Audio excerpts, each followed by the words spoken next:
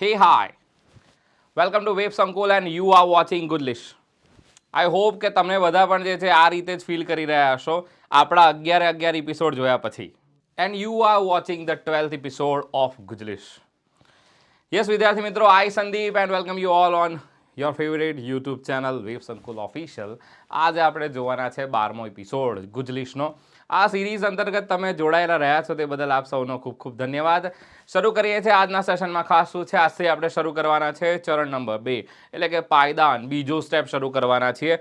આજે આપણે શરૂઆત કરવા જઈ રહ્યા છે પાર્ટ્સ ઓફ સ્પીચની. શું છે parts of speech? Classification of sentence, classification of words અથવા તો ક્લાસીસ ઓફ વર્ડ્સ શું કહેવાતા હોય છે. The main classes of words પણ આને કહેવાતા હોય છે. આને પાર્ટ્સ ઓફ સ્પીચ પણ તમે કહી શકો છો. વન બાય વન દરેક પાર્ટ્સ ઓફ સ્પીચને ડિટેલમાં સમજીશું. એનું કામ શું હોય છે વાક્ય રચનાની અંદર, એને કઈ રીતે તમારે વાક્યમાં ઓળખવાના રહેશે, આ બધી વાતો જે છે આજથી શરૂ થવાની છે. પહેલું ચરણ જે છે પાર્ટ્સ ઓફ સ્પીચ શું છે, એનું ગુજરાતી શું થાય છે, આજના સેશનમાં ભણવાના છે. તો વધારે સમય ન લેતા સીધા સેશનની શરૂઆત કરી દઈશું. Yes, you can see the parts of speech. આનું બીજું નામ જે છે તે છે the main classes of words. શબ્દને અલગ અલગ રીતે બોલવામાં આવતા હોય છે, ઓળખવામાં આવતા હોય છે.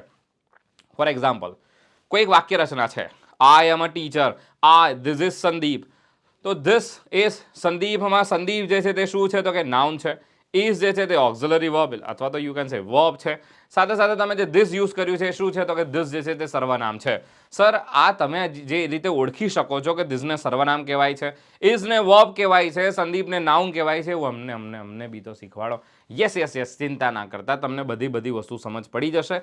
ફક્ત જોડાયેલા રહેવાનું છે તમારે આ સાથે. આ સેશનને જો તમે શેર નથી કર્યું, આ સેશનને મેક્સિમમ શેર કરી દેજો એવા વિદ્યાર્થીઓ સુધી કે જે લોકો આ ભાષાને વ્યવસ્થિત રીતે સમજવા માંગે છે, જાણવા માંગે છે, માણવા માંગે છે. ચલો જોઈશું નાઉન એટલે શું. સો પાર્ટ્સ ઓફ સ્પીચ જે છે એમ જોવા જઈએ તો 8 છે. ઘણા લોકો એને 9 પણ ગણતા હોય છે કે સર 9 પાર્ટ્સ ઓફ સ્પીચ છે, કેમ કે તમે આર્ટિકલને ભૂલી રહ્યા છો, તમે ડિટરમાઇનરને ભૂલી રહ્યા છો. વેટ ફ્રેન્ડ્સ, એવું નથી. આર્ટિકલ એકચ્યુઅલી એ શું છે તો કે આર્ટિકલ જે છે તે ઓબ્જેક્ટિવનો જ ભાગ છે. બરાબર, તે ઓબ્જેક્ટિવનો ભાગ છે અને તમે ડિટરમાઇનર પણ કહો છો. આગળના સેશન્સની અંદર હું ક્લિયર કરવાનો છું એ વસ્તુઓ.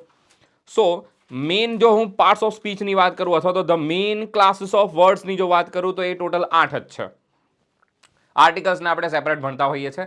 ઘણા પુસ્તકોમાં 9 પાર્ટ્સ ઓફ સ્પીચ લખેલા હોય છે, પરંતુ ના, તે 9 નથી, તે 8 જ છે. એમાં સૌથી પહેલા આવશે, આને ગુજરાતીમાં વાણીના અંગો કહેવાતા હોય છે. વાણી એટલે શું તો કે એક સેન્ટેન્સ હોય, આ સેન્ટેન્સનો દરેક ટુકડો એ પાર્ટ્સ ઓફ સ્પીચ કહેવાતો હોય છે. શરૂ કરીએ છીએ આપણે સૌથી પહેલા પાર્ટ્સ ઓફ સ્પીચથી. એ છે નાઉન. નાઉનનો અર્થ થાય છે નામ અથવા તો સંજ્ઞા. આજે આપણે નાઉનનું ડિસ્કશન કરીશું, ડિટેલમાં સમજીશું નાઉન શું છે.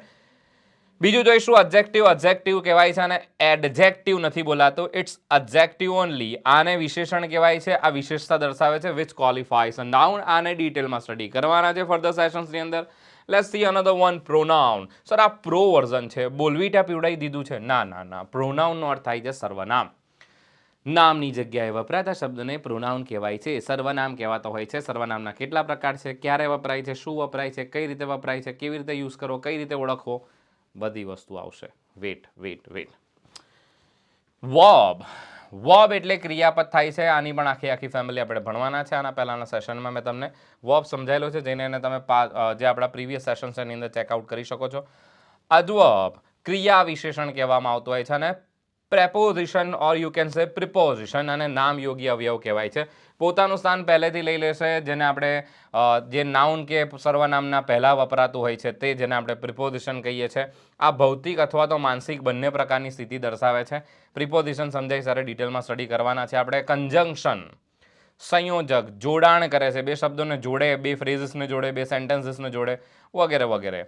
ઇન્ટીજેક્શન, આમાં આર નથી બોલવામાં આવતો, ઇટ્સ ઇન્ટીજેક્શન ઓનલી. આર એ સાયલન્ટ છે આની અંદર. ઇન્ટીજેક્શન એટલે ઉદ્ગારવાચક અવયવ. ઓહ, વાવ, બ્રાવો, આ બધા જે શબ્દ આપણે બોલતા હોઈએ છીએ, આ બધા શું છે, આને ઇન્ટીજેક્શન. આઉચ, આ બધા શબ્દ શું કહેવાય છે તો આ બધા ઇન્ટીજેક્શન કહેવાતા હોય છે. સડન ફિલિંગ એક્સપ્રેસ કરતા હોય છે, એકાએક ફિલિંગ જે આવે ને એ એક્સપ્રેસ કરતા હોય છે.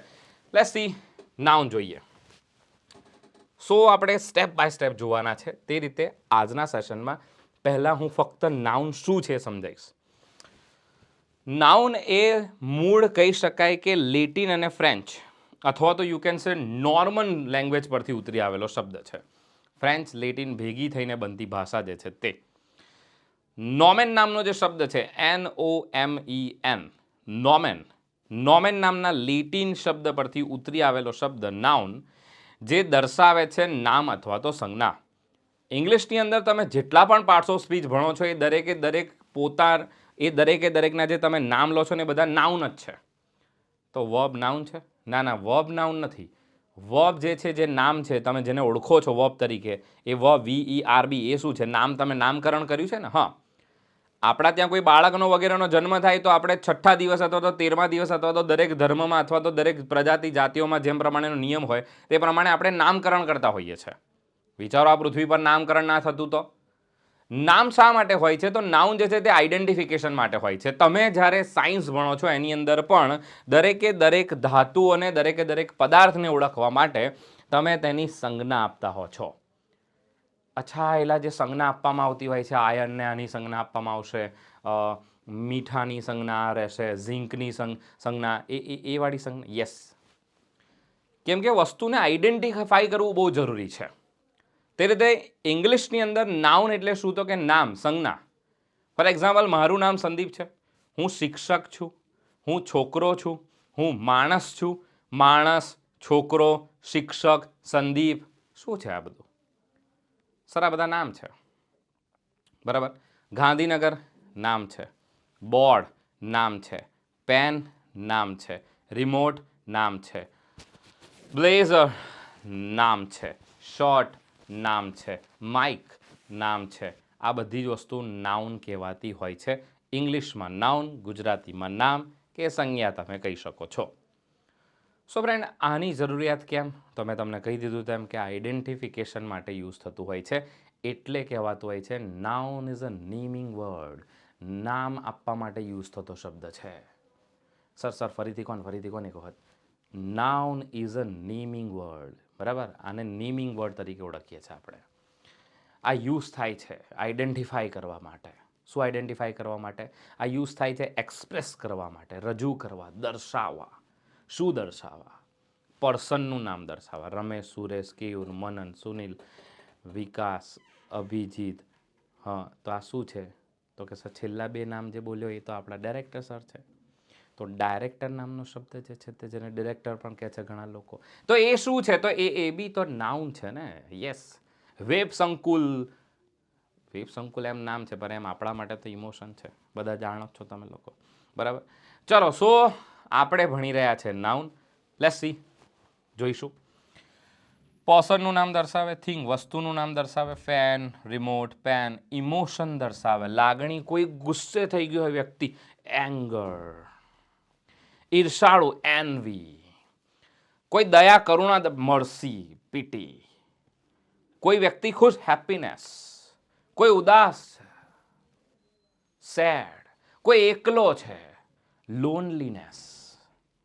શું છે આ બધું? સર, આ બધા ફિલિંગ ઇમોશન્સ છે. તો આ બધા બી તો નાઉન છે ને. ખબર પડે છે આપણને. ખુશીની લાગણી, દુઃખની લાગણી, પીડા, ઈર્ષા. પછી નેચરલ ફિનોમિના, જેમ કે ભાઈ પૃથ્વી ગોળ છે ને આપણે આમ પડી નહીં જતા, પૃથ્વી પરથી ગગડી નહીં જતા. કેમ? તો કે આપણે ચોટેલા છીએ. આમ આમ ચોટેલા છે. શાના દ્વારા? તો ગ્રેવિટી. તો ગ્રેવિટી શું છે? ગ્રેવિટી, ગુરુત્વાકર્ષણ બળ. ગ્રેવિટી એ શું છે? નાઉન છે. લાઇટ, પ્રકાશ, શું છે? નાઉન છે. પ્લેસ, ગાંધીનગર, ઇન્ડિયા, એશિયા, કોઈ પર્ટિક્યુલર એરિયા, સરગાસણ, આ બધા શું છે? પ્લેસના નામ છે. બરાબર. સો તમે કયા પ્લેસથી બિલોંગ કરો છો? Comment it in comment section. બરાબર. તમે કયા પ્લેસથી છો? ચલો, ભૂલથી એવું ના લખતા નીચે હું અર્થથી છું. મને ખબર, હું અર્થથી છું, હું મંગળથી થોડી આવું છું. હેડો, ચલો ફટાફટ આપણે જોઈશું આઈડિયા. સો આ દરેકે દરેક વસ્તુ જે છે એને દર્શાવવા માટે નાઉનનો યુઝ આપણે કરતા હોઈએ છીએ. નાઉન મોટા ભાગે ક્યાં યુઝ થાય છે? એ વાક્યમાં સબ્જેક્ટ તરીકે, એટલે કર્તાના સ્થાને, યા ઓબ્જેક્ટ તરીકે કર્મના સ્થાને તમને જોવા મળતું હોય છે. તો સર, કર્મના સ્થાને ફક્ત નામ જ આવે, કર્તાના સ્થાને ફક્ત નામ જ આવે, નાઉન જ આવે? ના, એવું જરૂરી નથી. પ્રોનાઉન પણ આવી શકે છે. બરાબર. કર્તાના સ્થાને પ્રોનાઉનનો પણ યુઝ કરી શકો છો. કર્તાના સ્થાને સંદીપ આવી શકે છે. કર્તાના સ્થાને આઈ પણ આવી શકે છે. તો આઈ શું છે? પ્રોનાઉન. સંદીપ શું છે? નામ તો કર્તાના સ્થાને શું આવ્યું સર નામ અથવા તો પ્રોનાઉન સર્વનામ કે નામ. તેથી તો ઓબ્જેક્ટની જગ્યાએ પણ આપણે શું યુઝ કરીએ છીએ તો કે ઓબ્જેક્ટની જગ્યાએ પણ આપણે સેમ ટુ સેમ યુઝ કરીએ છીએ નાઉન અથવા તો પ્રોનાઉનનો યુઝ કરતા હોઈએ છીએ. સો વસ્તુઓને સમજો કઈ વસ્તુ કઈ જગ્યાએ વપરાય છે. મેં તમને પહેલા પણ સમજાવ્યું છે સબ્જેક્ટ વર્બ અને ઓબ્જેક્ટ પર જ દુનિયા ટકેલી છે બોસ. તમારે જો સાદા વાક્ય ભણવા હોય તો સબ્જેક્ટ એક પોઝિશન છે, ઓબ્જેક્ટ એક પોઝિશન છે, હોદ્દો, એના પર લોકો બદલાતા હોય છે ફક્ત. ચલો આગળ વધીશું. તેનું બહુવચન કરવા માટે એસ કે ઈએસ નો ઉપયોગ થાય છે નોર્મલી, પરંતુ ઘણા બધા એવા પણ નાઉન છે જેમાં એસ કે ઈએસ કરવાથી બહુવચન ના થાય. એના થોડાક નીતિ નિયમો થોડાક જુદા હશે. ફોરેન ટર્મિનોલોજીસમાં એવું થતું હોય છે. આગળ આપણે ભણવાના છે ઘણા બધા શબ્દો.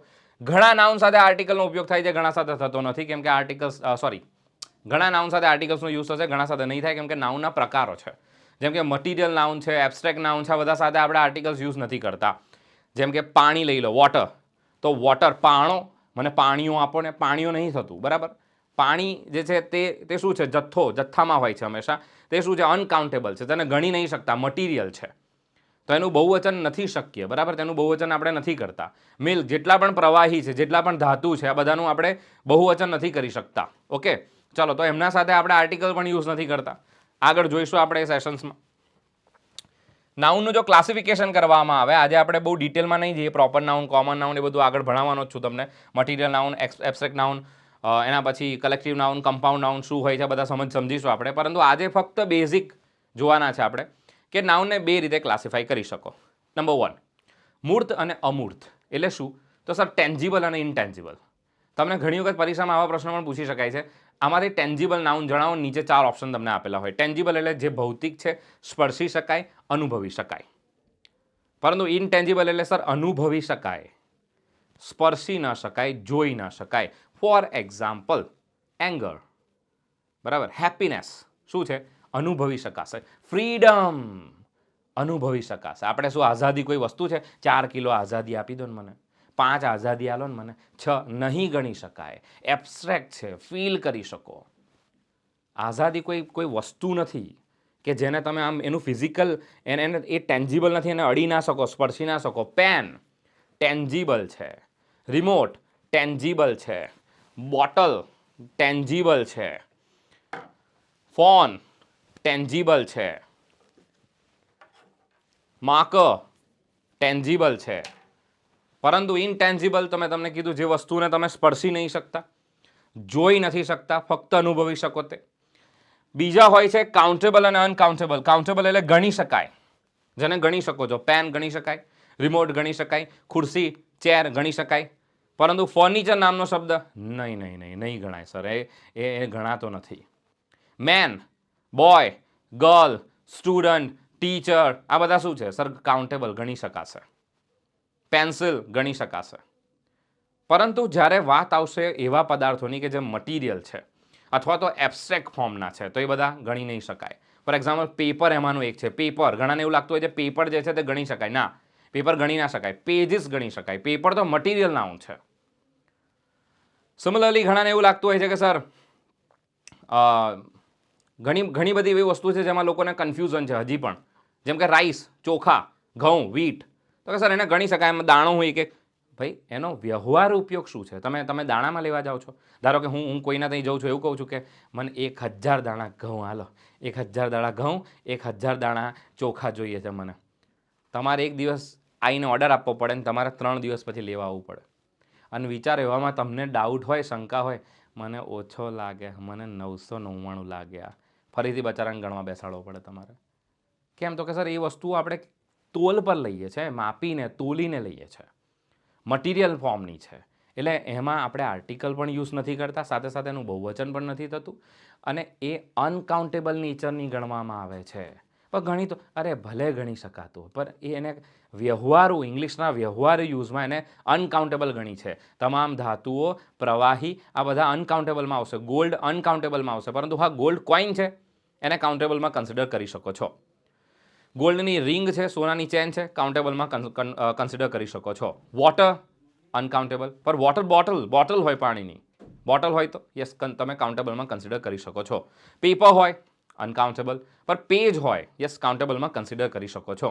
સો એ સ્વરૂપ બદલે છે કદાચ તો તમે એને કાઉન્ટેબલમાં કન્સિડર કરી શકો. બાકી તમામ પ્રવાહી તમામ ધાતુ જે છે એ બધા અનકાઉન્ટેબલ રહેશે, ગણી નહીં શકાય. ફિલિંગ ઇમોશન ગણી નથી શકાતા. Loneliness, sadness, envy, mercy, pity, wisdom, ચાતુર્ય, બુદ્ધિ ચાતુર્ય જેને આપણે કહીએ છીએ, ફ્રીડમ, આ બધા શબ્દ એવા છે. બ્યુટી, સુંદરતા, ઓનેસ્ટી, પ્રામાણિકતા ગણી શકાય. આ 6 પ્રામાણિક છે. આ પેલો ભાઈ બહુ ઈમાનદાર, એટલે આ 7 ઈમાનદાર છે. આ 9 સુંદર છે, 9 સુંદરતા, આવું ગણી શકાય ના? બ્યુટી ના ગણી શકાય. સો આ જેટલા પણ તમે જોયા છે શું છે તો કે બધા અનકાઉન્ટેબલ કહેવાશે, એબ્સ્ટ્રેક્ટ ફોર્મ કહેવાતા હોય છે. સો ફ્રેન્ડ્સ, આ સાથે આજે આપણે સમજ્યા છે કે ટેન્જિબલ ઇન્ટેન્જિબલ કોને કહેવાશે? સ્પર્શી શકાય, ભૌતિક છે, ન સ્પર્શી શકાય, અભૌતિક છે, કાઉન્ટેબલ ગણી શકાય છે તેવા, અનકાઉન્ટેબલ નથી ગણી શકાતા તેવા આપણે સમજ્યા છીએ. સો મળતા રહીશું આવી જ રીતે મજાના સેશન્સની સાથે.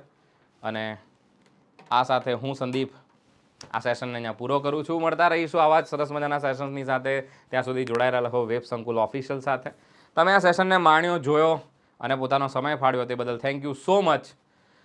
હું સંદીપ રજા લઉં છું. Thank you so much. જય હિન્દ, જય ભારત.